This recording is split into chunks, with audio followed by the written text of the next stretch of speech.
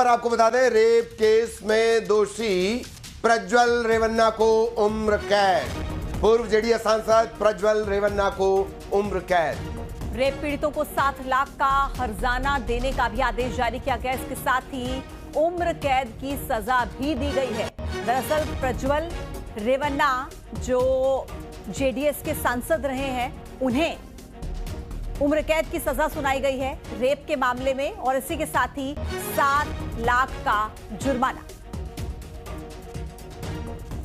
Rape पीड़ितों को 7 लाख का जुर्माना देना होगा प्रज्वल रेवन्ना को।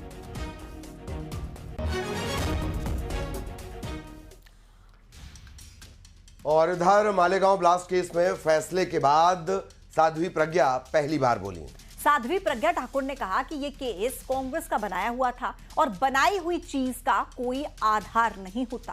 कांग्रेस विधर्मी है, कांग्रेस कभी देशभक्त नहीं रही। मालेगांव केस में कोर्ट के फैसले से सनातन की जीत हुई है और विधर्मियों की हार हुई है, यह बयान प्रज्ञा ठाकुर ने दिया है। इतना ही नहीं, मालेगांव बम ब्लास्ट को लेकर साध्वी प्रज्ञा ठाकुर ने एक और बड़ा दावा किया। उन्होंने कहा कि पूछताछ के दौरान एजेंसियों ने उनसे मोदी का नाम कहलवाने की कोशिश की है। धर्म की, सत्य की जीत होती ही है और सत्य की जीत हुई है। मैंने कहा था सत्यमेव जयते, सत्य कभी पराजित नहीं होता, और जो सत्य था वो मेरे साथ था और मेरी विजय हुई। मेरी विजय क्या, भगवा की विजय हुई, सनातन की विजय हुई, राष्ट्र की विजय हुई। विधर्मियों का नाश होगा और नाश हुआ है, यह सुनिश्चित था, जो हुआ है। उसमें ये सब आएगा, लेकिन सत्य जो है ना वो प्रकट होता है, और सत्य प्रकट हुआ। माननीय मोदी जी का भी नाम लिया था। मुझे मैं गुजरात में रहती थी, इसलिए उन्होंने मोदी जी का भी नाम मुझसे कहलवाने का प्रयास किया। मैंने किसी का नाम नहीं बोला, क्योंकि सब असत्य कहलवाना चाह रहे थे, इसलिए मैंने किसी का नाम नहीं बोला।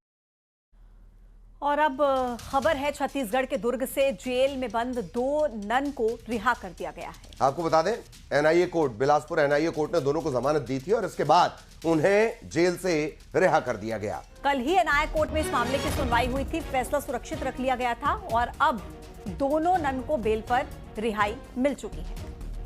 मानव तस्करी के आरोप में इन्हें गिरफ्तार किया गया था।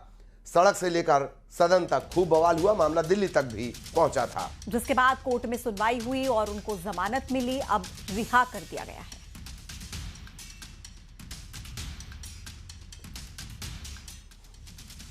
और अब बात करेंगे कैग रिपोर्ट की, जिसमें मध्य प्रदेश के कई विभागों में गड़बड़ियां सामने आई हैं। जिसके बाद मध्य प्रदेश में सियासत गर्मा गई है। सबसे पहले आपको बताते हैं कि आखिर कैग की इस रिपोर्ट